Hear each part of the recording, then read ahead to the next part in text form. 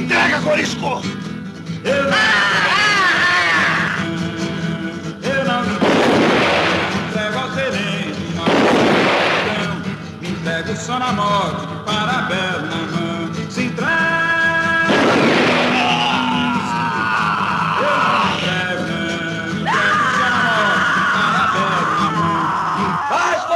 Seus poderes do fogo! Só raiar, matar um turisco, balear um dadá. Barreia, barreia, povo, barreia até só raiar, matar um turisco, balear um dadá. O cinema ele questiona uma concepção do olho e da própria luz da escola de pintura italiana, renascentista, né? A escola de Michelangelo, de Da Vinci, de Rafael, do século XVI na Itália. Porque para a escola italiana de pintura, o que determina a perspectiva, o ponto de vista do quadro é um pintor que está fora do quadro. É o ponto de vista de quem vê o quadro de fora. Ou seja o pintor que pinta, seja o espectador que depois contempla o quadro. O quadro ele é a janela da alma. Ele é justamente um olho que de fora, uma percepção subjetiva externa, que vai olhar para o mundo. Ela é a janela da alma para o mundo e ao mesmo tempo a alma será o espelho desse mundo.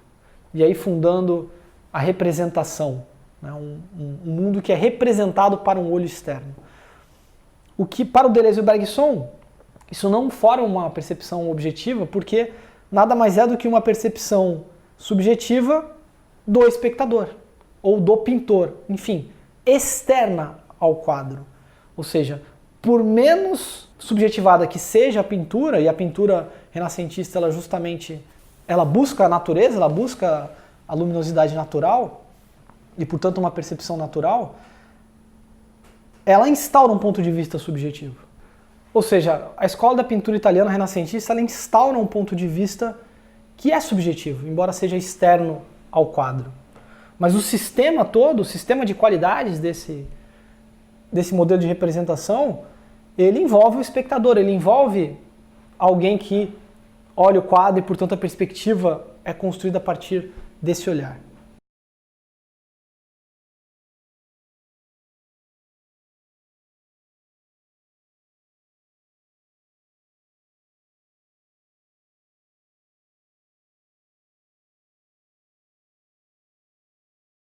O cinema joga com esse esquema e mostra como ele é enganador. E mostra como, na verdade, não constitui uma percepção natural, uma percepção objetiva. E aí o exemplo é o filme Pandora, de Albert Lewin, que é um filme de 1951. E a cena de abertura, ela é um ponto de vista aparentemente externo, ou seja, ela filma uma praia de muito longe, num plano bem aberto, um plano geral, uma câmera estática, e vai mostrando o movimento das pessoas na praia, uma azáfama, uma agitação das pessoas na praia.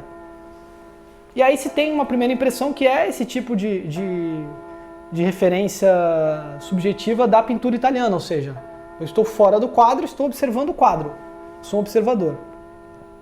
Só que na medida em que vai se desenrolando o plano, aparece uma personagem em primeiro plano, muito perto da câmera, que está numa plataforma elevada, uma espécie de torre, e que vai olhar num telescópio lá de cima. E aí você vê que a visão, o que nós estamos vendo, é muito próximo do que ela está vendo. Ou seja, o que era uma percepção aparentemente objetiva é subjetivada na ação com uma percepção subjetiva. E aí nós estamos vendo alguém que está vendo o que estávamos vendo. Ou seja, há um jogo aí revelando, olha, o que nós entendíamos como uma percepção não subjetiva ou externa ao quadro, na verdade, também é uma percepção implicada, também é uma percepção que tem um centramento, mesmo que seja o do espectador. Um terceiro exemplo são os jogos de campo e contracampo, que o cinema propicia muito rapidamente, em Griffith já existe esse aperfeiçoamento desse procedimento. o campo contra campo ele justamente possibilita essa permutação, ou seja, quem vê no momento seguinte é visto e depois volta a ver e assim sucessivamente. Eu posso ter inclusive campo contra campo, um terceiro contra campo e assim várias permutações, vários arranjos de câmeras subjetivas que vão se alternando, onde ora você é percebido, ora você percebe, né? Existir é percipe ou percipere, né? Perceber e ser percebido. E mesmo assim são todos esses pontos, todas essas tentativas ainda instauram um ponto de vista e, portanto, um centramento na imagem. Não é o caso, nenhum deles, de uma imagem verdadeiramente objetiva, ou seja, uma imagem-percepção que se confunde com a própria coisa. Nenhum desses casos. São explorações do cinema, são tentativas de dessubjetivação, mas que recaem em outra subjetivação, mesmo que seja do espectador externo. E aí nós temos uma outra abordagem, outro caminho, né, que o cinema se desenvolveu para fazer para remontar a essa gênese, para traçar esse percurso, que é o que envolve a mobilidade da câmera. Ou seja, eu começo a multiplicar os movimentos de câmera, proliferar os procedimentos, muitas vezes movimentos pouco usuais, né? Através de gruas, através da colocação da câmera em carrinhos, da instalação da câmera em veículos, da Steadicam, né? Que ela é acoplada ao corpo para acompanhar os movimentos do corpo, a própria câmera na mão, né? Que trepida bem mais. Enfim, e com isso, com a mobilidade de câmera, eu começo a criar um ponto de vista que é o ponto de vista da câmera. E isso remonta também ao cinema clássico, lá nos primórdios. E se pegarmos já nas escolas de montagem que discutimos, na escola alemã, o Murnau tem exemplos dessa mobilização da câmera. Por exemplo, em Tartufo, que é um filme de 1925 do Murnau, ele utiliza a câmera que acompanha os personagens logo por cima dos ombros. Ele vem pelas costas do personagem e pelos ombros. Ele começa a instaurar esses planos sequências onde a câmera acompanha pelos ombros. No outro filme do Murnau, de 1924, que é O Último dos Homens, você tem os travelings, muitos travelings que vão explorando também o espaço a partir dos interesses dessa consciência da câmera. Ou seja, de um ponto de vista que não é de nenhum personagem, mas também não é do espectador, também não é o do cineasta. É um ponto de vista da câmera. A câmera, ela instaura um centramento próprio.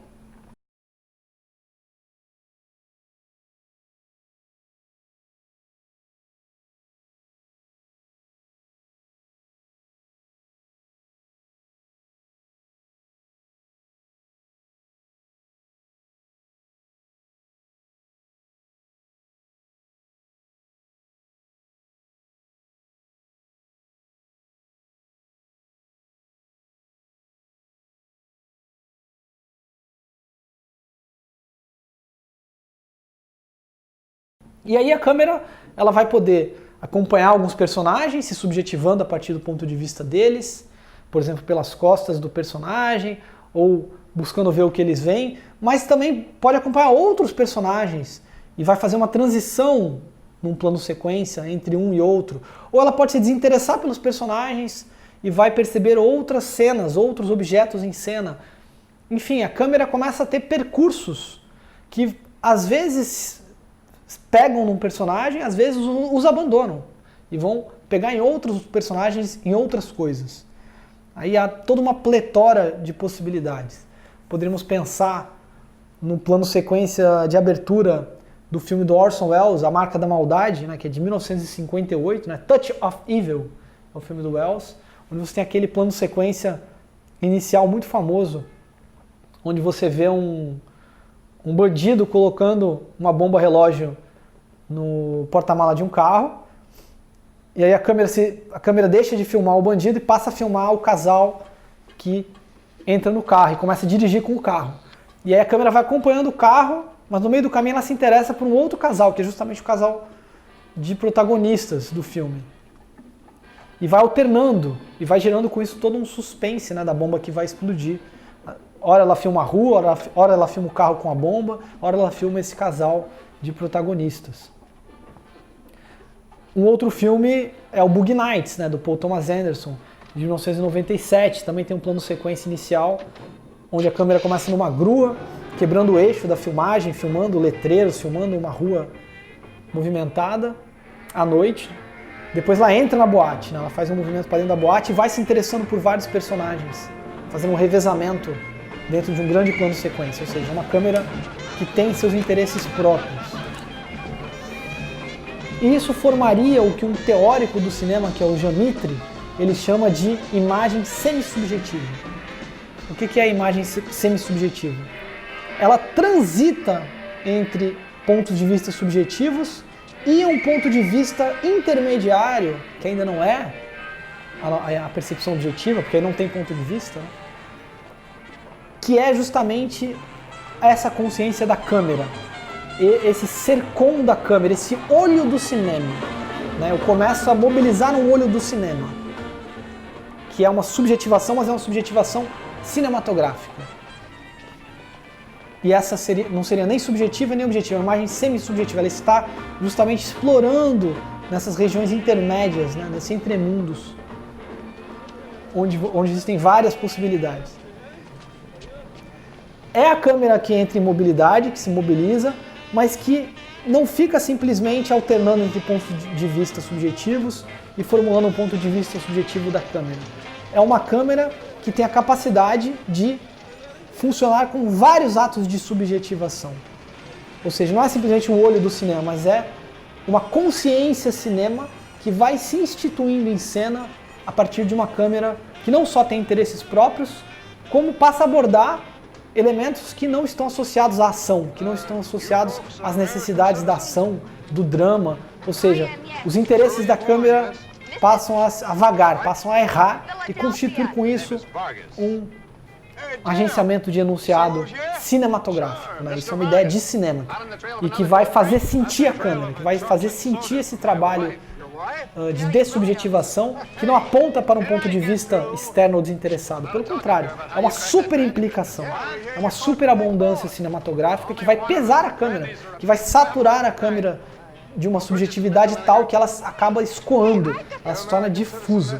Então ela não é menos do que a percepção subjetiva, ela é mais. Né? E isso é o que o Pasolini chama de cinema de poesia.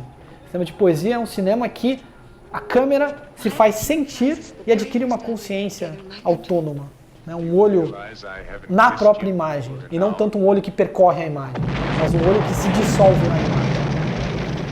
Quais são os exemplos onde essa percepção se reflete na consciência da câmera? São os exemplos no qual você tem uma desconstrução, um descentramento de um olho interessado, de um olho do observador, mesmo que seja um observador semissubjetivo ou que seja um observador espectador, ou um observador cineasta ou narrador. E aí ele vai citar, por exemplo, Antonioni, os enquadramentos obsessivos e insistentes do Antonioni, que muitas vezes um espaço é enquadrado antes de começar a ação passa por esse espaço e ele continua enquadrando. Há uma obsessão em enquadrar determinados espaços, independente da presença de centros de ação. Ele dá o exemplo quando você alterna lentes objetivas na mesma imagem, a partir do Godard, Pasolini dá. E nós poderíamos inserir um terceiro exemplo do Glauber Rocha, já em filmes bem iniciais do Glauber Rocha, né, os primeiros filmes incipientes da estética glauberiana. Por exemplo, em Deus e o Diabo na Terra do Sol, que é um filme de 1964 do Glauber. As cenas onde a câmera ela simplesmente deriva de onde está acontecendo a ação, o drama, deriva dos personagens e passa a vagar pelos espaços, pelo sertão, no caso. Há uma espécie de consciência luminosa dentro da estética da fome glauberiana, na qual você faz ela ser sentida, mas não só com um ponto de vista, mas com uma consciência mesmo, câmera, que vai explorar o sertão em seu clarão de luz, em sua queimadura existencial no árido brasileiro. Ou seja, você reflete a imagem como uma câmera difusa, né? E aí o cinema atinge uma autodeterminação formal e começa a caminhar na direção de uma percepção objetiva, começa a remontar essa gênese, né, a partir de procedimentos propriamente cinematográficos. O sertão vai me amar, e uma vira sertão. O sertão vai me amar, e uma vira sertão. Tá contada a minha história, verdade, imaginação. Espero que o senhor tenha tirado uma lição, que assim mal dividido esse mundo anda errado, que a terra é do homem, não é de Deus nem do diabo, não é de Deus nem